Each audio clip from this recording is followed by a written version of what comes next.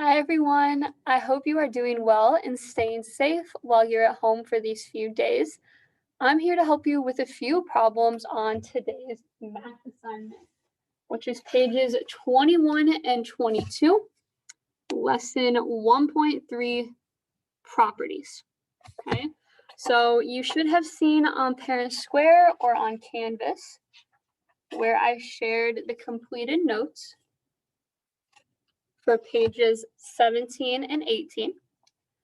These notes describe each of these properties in a little bit more detail, the addition properties, the multiplication properties, as well as the distributive property. Okay, and so I'm going to work through a couple problems with you. But before we do that, I want to talk a little bit about what each of these properties mean. So I'm going to go ahead and share my screen so that you can see a chart that describes each of these properties.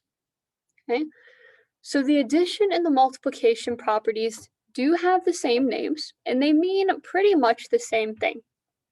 The first one is commutative.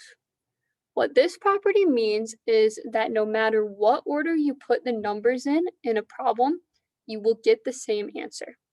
So if I take 4 plus 5, that's going to give me the same answer as if I took 5 plus 4. Okay? Same with if I took 4 times 5, that's going to give me the same answer as if I took 5 times 4. Okay? The next property is the identity property. This says that if you add 0 to a number, or if you multiply a number times 1, it gives you the same answer as that original number. So what I mean is if I take 3 plus 0, that's going to give me 3 because I didn't add anything. I didn't change the value. If I take 3 times 1, the value is going to stay the same. It's going to stay 3 because multiplying it by 1 doesn't change anything. Okay? Now with the 0 property, if you multiply a number by 0, that will turn into 0. Okay? So just a heads up on that. Then we have the associative property. This says that whichever numbers we put in parentheses, so whichever numbers associate together, it does not change the outcome of my problem.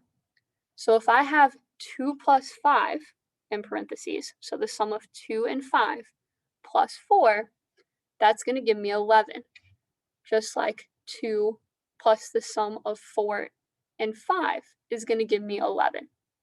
Same thing for multiplication. If I take the product of 2 and 5, so if I multiply 2 and 5, and then multiply that answer by 4, that's going to give me 40, just like 2 times 5 times 4 is going to give me 40. Okay? And the last one is the distributive property, which says that I can break down a whole number into smaller parts and multiply those parts out to get the same answer. So if I were to take 5 times 7, that would give me the same thing as if I took 5 times 3 plus 5 times 4, or the two parts of 7. Okay? And so let's see this in action. The first problem that I'm going to do with us here is 93 plus the sum of 68 and 7. So this is problem number 2 on your homework today. Let me bring you closer so you can see it. Okay, so we have 93 plus the sum, or the answer, of 68 plus 7. In order to solve this, according to the order of operations, or PEMDAS, which says that I have to look at what's in the parentheses first and solve that first, I'm going to start by finding what I get when I take 68 plus 7. Okay, so I go ahead and do 68 plus 7. That's going to give me 75. Okay, so the answer, or the sum of my numbers in parentheses, is 75.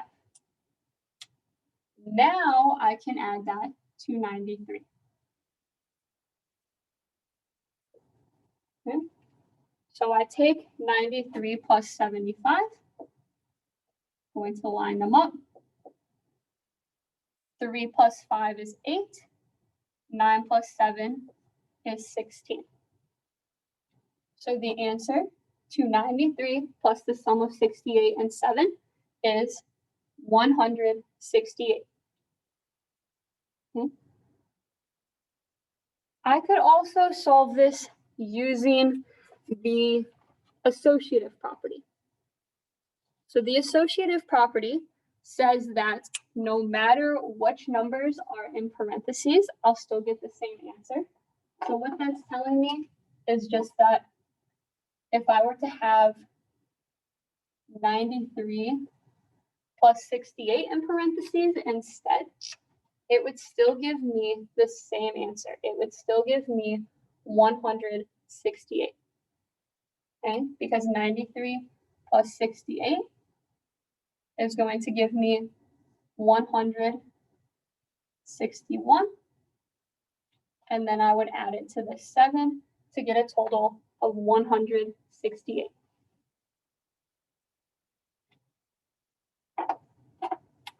The next problem that we're going to look at is problem number 6 on your assignment today. And that is 6 times 107. So if I were to use a property to solve this, I would use the distributive property. And what that means is I'm going to break down 107 into two parts that are easier to multiply. So this is what it looks like. I distribute it out. Instead of taking 6 times 107, I'm going to take 6 times 100 plus 6 times 7. And here you're using those place value expanded form skills that we talked about the other day, where you're breaking it down into its expanded form. And now I can go ahead and do these two easier multiplication problems to solve it overall. I know that 6 times 100 gives me 600. And I know that 6 times 7 gives me 42. Okay. So when I add them together, this gives me a total of 642. So I know, using the distributive property, that the answer to 6 times 107 is 642. The last problem we're going to look at together is one of the story problems. This is number 10 on your homework. Let me scoot this down so you can see it. And it says the Metro feeder has 20 rows of seats with 18 seats in each row. Tickets cost $5. The total income, if all seats are sold, is the product of 20 and 18 times 5. Find the total income.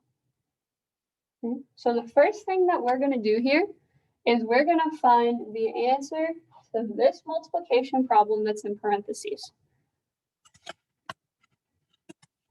To do that, I need to set up a multiplication problem. Okay, so I'm going to take 20 times 18. When I multiply double-digit numbers, I always start down here in the bottom right corner. 8 times 0 is 0. 8 times 2 is 16. Then I move down. When I move down, that's symbolizing that I'm moving over a tens place. So I always have to put a 0 here. That's kind of like a placeholder. I like to call him 0 the hero because he saves our problem and makes sure we get the right answer. Okay, so I place 0 the hero, and then I move over to my tens place to multiply. Now I can take 1 times 0, which gives me 0 because of the 0 property. And then I can take 1 times 2, and I know that that will give me 2 because of the identity property. I go ahead and add these two partial products together. 0 plus 0 is 0. 6 plus 0 is 6, and 1 plus 2 is 3. So my total for this part of the problem is 360. So I know that there are a total of 360 seats in the Metro Theater. Now I need to figure out how much the theater will make if they sell a ticket for all 360 seats. Okay. So 360